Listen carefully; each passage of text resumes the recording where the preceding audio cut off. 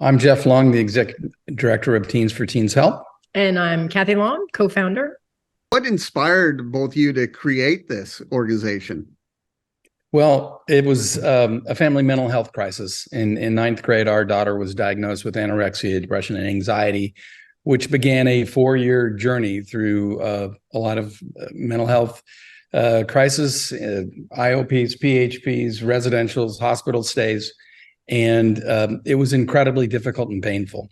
So much so that we wrote a book, A Parent's Guide to Anorexia, to help those navigating this difficult issue.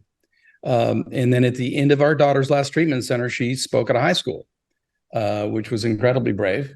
And then she was asked to speak at that same high school the second year.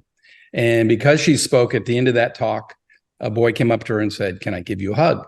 And she said, "Sure, why?" And he said, "Well, last year I was trying to figure out how I was going to kill myself. And I heard you talk and got help instead."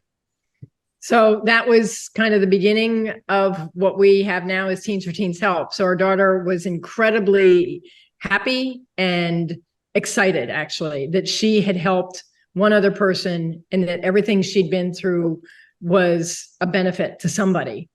And so we knew that alumni speak at treatment centers, but there wasn't anything on the internet where teens can actually see stories of other teens who have gone through mental health issues. And so we spoke to our daughter about it and said, do you think this is a good idea? Should we create this? And she said, absolutely. If I would have seen somebody's story, it would have saved me, years of struggling. And so, it was COVID and lockdown, and we stopped doing what we do for a living, and we just put everything into creating these stories. We work with professionals because everything that is on the site has to be vetted through professional mental health professionals. And then we have a teen advisory board also, because they have to like and agree with what we're doing and how we're saying it. And Skye is a member of that teen advisory board. So that's what we've done. Yeah. And the other tiny important piece of this, and Skye will tell you that, is that what we learned through all the different therapies that we did with our daughter, or that she did, is that the peer group is vital and important. The teens listen best to other teens. And so that's really just the important thing that we wanted to create. And that's why everything that is on our site is approved or created or thought of by our youth board, our teen board. And so, yeah, that's what we do, because we knew it would help. And Skye, how did you get involved with the organization? So when I was 17, I decided to go to an outpatient program because I was struggling with what I didn't know, but I know now is bipolar disorder and like PTSD and just some certain other stuff. And one of my therapists played like a video from Teens4Teens like in our session, and I just saw like it was really nice to hear somebody's story like that was a teenager for one, and that was similar to mine. Like during that time, there was not like a bipolar section, but there was some other things that resonated with me. And like in my outpatient program, it was also like young people, like 18 to like 25. But it's so much better to have it like on the internet, because you can always like look through and just having like a mix of different things. Because like in outpatient, like you only talk about what's in the group and it doesn't like leave the group. But like during Teens4Teens, like you can take it outside and like really like pick it apart and like learn about what would be the best action for you. Yeah, how has helping teens help your own mental illness? It's actually helped a lot because it helps me like work through my own stuff while also giving advice to others. I don't give like medical advice or anything like that, but like just teaching them like or showing them the different routes I've taken and like medication that might have worked for me, and just how to deal with like family stuff, and just really just giving my story about what I've been through for the past 19 years now. And listening to their stories too, like it makes me inspired. Like the journeys, everyone has such a different journey, and it's actually beautiful that we can all like come together and share like all of our struggles. Skye, you missed one little important part, is after you finished at your treatment center, you gave us a call. Tell us about Oh that. yeah.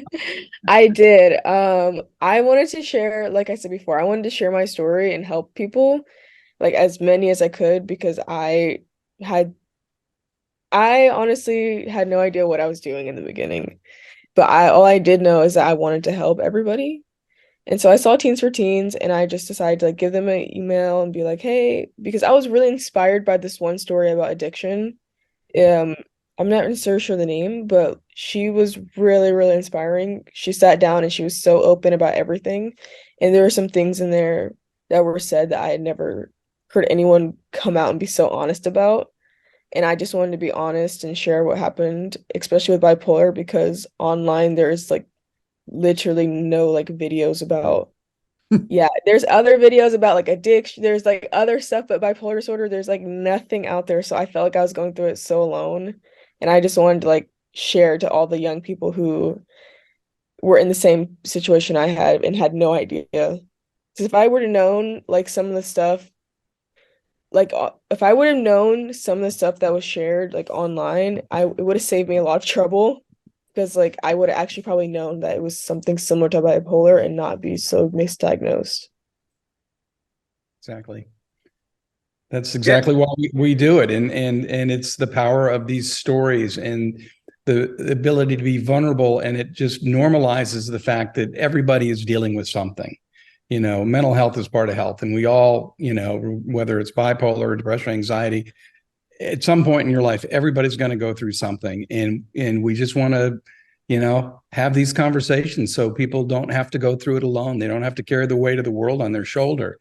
And they can, you know, get some help and find a path. And one of the things that is also on the site are informational videos, because knowledge is power.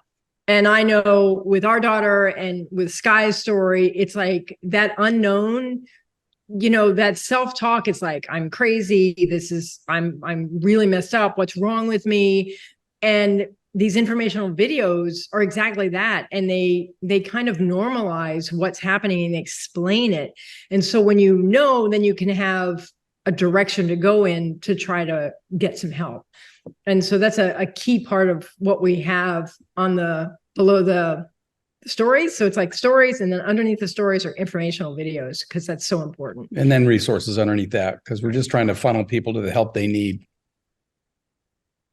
Yeah, I live with bipolar disorder too, and I didn't find out until 4 years ago. So when I was 37, so it was tough. And Skye, like you said, I couldn't find anything online or just to, you know, see that I'm going through it alone. And I did it many years later. How important is it to help these teens? One, you're going through a hard time with high school, any teen is, and then you have a mental illness on top of that. Yeah, it's really hard. Is that for Skye, or did you want us to answer that? Whoever, yes. I mean, go ahead, Skye. Go first. I think what you said about going through high school and having a mental illness is hard because you're so focused about like what society wants you to do, go to college, do this, but you have to prioritize your mental health to be able to do that. And I think that what you said also about the bipolar thing, it's really scary when you don't know like what's going on. And like, you know that it's not just depression and you know it's not just anxiety, but you can't like connect all the pieces together. So having a video that describes the symptoms without putting you down or like making you feel crazy is very, very helpful because it helps you be vulnerable and it can help you like talk to your therapist and like be honest with your doctor and not feel so like alone and like you're crazy and all that kind of stuff. Yeah. Yeah. Super important. What are some of the things you've learned from your daughter? Oh my, everything. Well, one thing I want to mention, and Skye mentions this in her story because it was so impactful for her and it was impactful for us, is genetic testing for psychotropic drugs, because it's so important. And it's not perfect, but at least it narrows down the choices of what your system can process better. And so, our daughter was on everything that was inappropriate for her genetic makeup. And so for her, it was a matter of weaning off a bunch of things and then slowly getting her on things that she tested better for. And I'm a huge advocate for the genetic testing, and especially for young people. I mean, when the side effect is suicide, what are we playing with here, right? And so if you can narrow the target of what you want to, your pool of what you want to choose from, and possibly limit those ill side effects, then that's what you want to do. And so, yeah, I know it happened with Skye as well. Genetic testing like actually saved my life because like your daughter, I was on probably 12 different medications, and I'm sure you know too because of bipolar, they tell you have to start on antidepressants and go through a certain number. And I was so suicidal. I would be crying all the time. Like I'm really sensitive towards like medication, and you're supposed to have like 6 weeks of side effects. Literally by day 2 or 3, I'm like mental breakdown, like can't do this anymore. And once I got the genetic testing, it was much better because they put me on every single medication that did not work for me. And I had not even tried anything that worked. And now I'm on like medication regimen that has been working like wonderfully for the past like maybe like 6 months. So genetic testing, I would recommend to anybody because also if you have like parents with bipolar disorder like I did, that's another thing like your doctor should like look into if you like give all the medical history, and they can like do tests on that kind of stuff as well. And to answer, I mean, there's so many things your question about what did our daughter teach us? Well, first of all, you never know what somebody's going through. Everybody has their inner dialogue and the stuff that they keep to themselves. And so even though you live with somebody and you know them as well as you know them, you don't know what they're going through if they don't share it. And my father's a psychologist, and I would always ask my daughter, how are you? What's going on? And she would answer fine, which was her code for F, I'm not explaining. And, I just didn't know how dark of a place she was in. And so because we are not helicopter parents, but very involved parents, and love our children very deeply, when we found out that she was down to 32 heartbeats a minute and needed to be put into residential treatment immediately, it was stunning and shocking that I can live with somebody and not know what's going on with them, even though I'm aware and I'm paying attention. And so it's just that was a huge, huge lesson. And then the lesson that, in our society, we don't teach people about social emotional intelligence. This is something we all should learn. It is vital because from the moment you are born to the moment you die, you have an emotion. So what does that mean? Is this information that I should act on? Is this information that I shouldn't? What are the triggers? Why are they there? We learned all of that stuff. And then we learned, the power of the support groups, whether it was the peer groups that she was in, and I was in a parent support group, which really, saved me because I was struggling so much with what our whole family was going through. Right. And so, the power of support groups and peer groups, get in them, get involved, help somebody, and then rescue animals. Yes. They rescue you if you let them. And, we just tried everything we could think of and afford. And the reality of the matter was that until our daughter chose recovery, nothing we could do was going to change that. We could keep throwing things at her to try to figure out whether or not she wanted to, but it was up to her. And so that's the other important thing that we learned as parents is, your kids might be your kids when they're little, but as soon as they start to, be tweens and teens, they're on their own course, and you're there to love them and support them. And you give them the tools, and they decide when they're going to pick them up and use them, quite frankly. So, Skye, how does it feel to be helping other people in similar situations? It feels great because there is gratification for me as well. It helps me like work through my own stuff, like things I forgot about, like in the past, I just like totally block them out, like, oh, this never happened. And someone comes up to me and asks, it helps me like reprocess what is going on. And I think the reprocessing makes you like stronger and helps you like realize your triggers and everything and helps you like get past it. And also like just seeing the joy, like not the joy, but like when you're helping someone to look in their eyes, like the connection that they feel, and like sometimes they get light, like you can tell they're like opening up to you and being vulnerable. It's an amazing feeling because it's like I was they're so comfortable with me that they're able to like open up, and sometimes they're not able to do it with their parents or anything. So it's a really special feeling to be the person that they can like come to and talk and know that they're not going to be judged or anything because I've been through it. And Skye, I was going to ask you this question. Sorry, Michael, if you don't mind. Oh, go for it.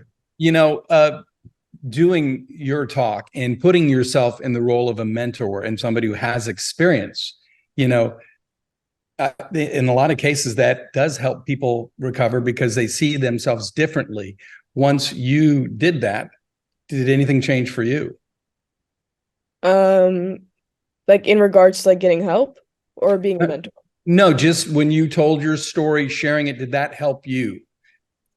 Yes, even though it was really hard in the beginning to be so vulnerable because it's on the internet and we all know that the internet is kind of like forever.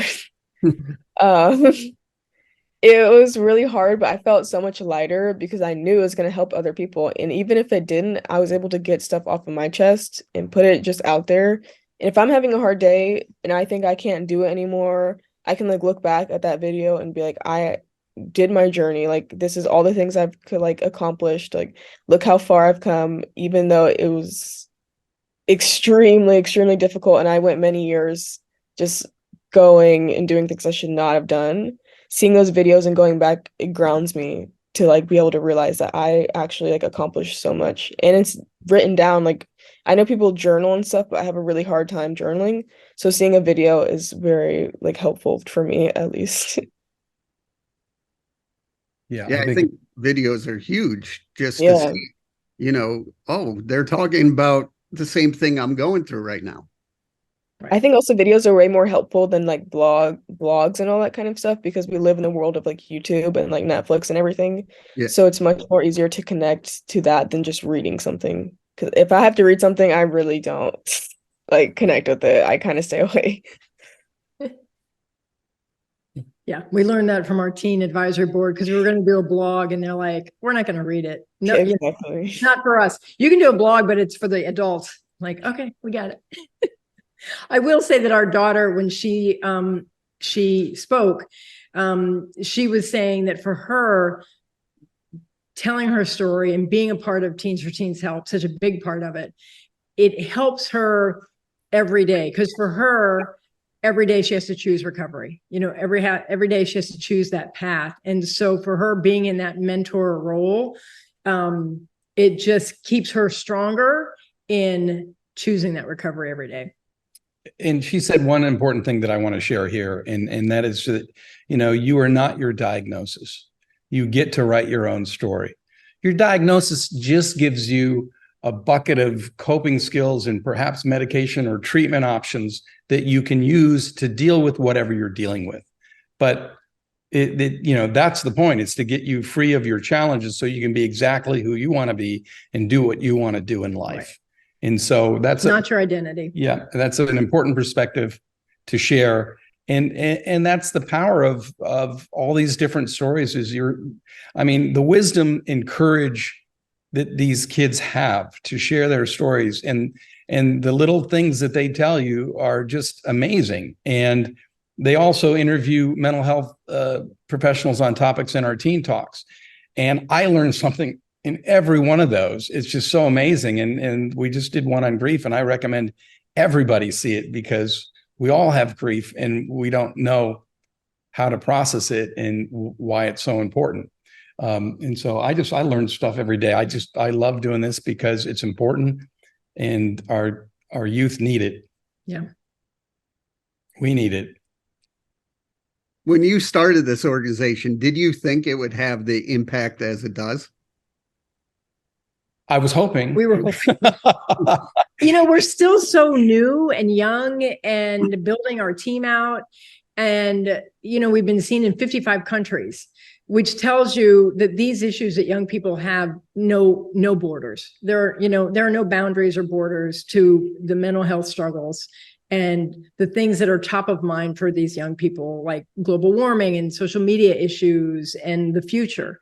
And so we are really excited about that our reach can be that broad. And, I look forward to when we can do things in other languages and we can really just broaden that net of who we can help. Yeah. And, we want to add a few more categories and many more stories, because we want, 10 to 20 stories in each category. And somebody goes there, they can see somebody who looks like them. And that's super important. And so we're putting that out there. Anybody watching who has a story and is still in the, 16 to 25 range, you can reach out and contact us, and we'd love to have a conversation with you about your story.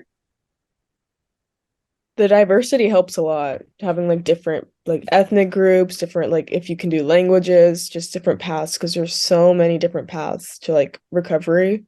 And everyone's journey is just so unique, but at the same time, there is probably something that you have in common. Yes, exactly. Yeah. And we have to also acknowledge the fact that it's more difficult in some sectors of society. I mean, traditionally, the Asian population is not embracing treatment in the Western concept of it, where the white people are like, yeah, let's go to treatment, let's get therapy, and so we do need the diversity, and we will find brave people, and we have brave people, and we welcome it and need more and more. And it's going to, for some communities, it's harder to come by. For sure. Exactly. I lived in the South for basically all my life, and there it's not really, it's you're fine, you're sad, like go outside, like it's the phone is causing everything. And California is like a little bit different because there is so many people here trying to get help. But if I lived in South Carolina, where I like used to live, this would have helped me like so much more. And I feel like schools and stuff, even though some of the topics are really hard to like talk about, the hard topics are what we need to talk about the most. There's a reason why they're difficult. And so even if schools can get involved and play like certain videos like about depression, because most kids have depression, I think that would help so many of them, and they can go out and actually get the help they need by talking to their parents and opening up to their doctors and not having a stigma about taking medication, or if they want to try like natural medicine or whatever, like at least the conversation's open. Yeah. Yeah. That's the goal. Do you see the wisdom this young lady has? Yeah. She's amazing. And these young people are amazing. And I'm constantly inspired and admiring them and their incredible abilities and thoughts and wisdom. Thank you. Thank you. And Skye, you were talking earlier just about prescriptions and medicine, and there was stigma there talking about it. So for younger people to be more open, it is going to help a lot more people. Yeah, exactly. Because even if you're like, say you're at your friend's house on vacation or something, and you have to stop what you're doing to take like medication, or you have to eat like at a certain time to be able to take your medication, if we all could just realize that this is just a real part of life, it's what is needed to be integrated into society, you wouldn't feel so awkward about, hey, I need to eat something really quick so I can take my medication. And it wouldn't be such a big deal, and people would not be looking at you any type of way. I think people just need to be informed, and it won't scare them about like your friend or whatever. Because even if your friend is having suicidal ideations, like that is not, it's kind of normal just going through life. Like someone will have that experience at least once in their life, but you can also help and support them without being so freaked out. Right. Because if you're like really freaked out, you're never going to actually be able to help your friend. Like, they needed somebody who's a little bit stable. And if you have the information, you're more willing to be able to help them in like a productive manner. Yeah, absolutely. Knowledge is power. Important to talk to people. Very, very important, whether it's friends or family members or school counselor. It's just really important to open up and get it out, because it's like a soda bottle. You can't have all that shook up carbonation there and keep it in. It's eventually going to come out. And so you want to, do it in a healthy way. On the website, we have links to Teen Line where kids can text, and, they'll be talking to another teen who will help them, kind of work through whatever their issues are. And of course, the 988 number, which is super important. And I'm so grateful that was passed and it's now implemented across the country. So those resources that are immediate are on the website. And because I want to clarify, Skye talks to people and she is an advocate for mental health, but Teens4Teens Help is an online resource. We are not an in-person, we don't do treatment or groups or therapy. We're a place to start to get that information and to find out where the resources are so that then you can get the peer groups and the one-on-one. You can hear the stories from us and you can see the informational videos, but then you have to take that next step for the one-on-one. But it's available on the site. You can find it. Yeah.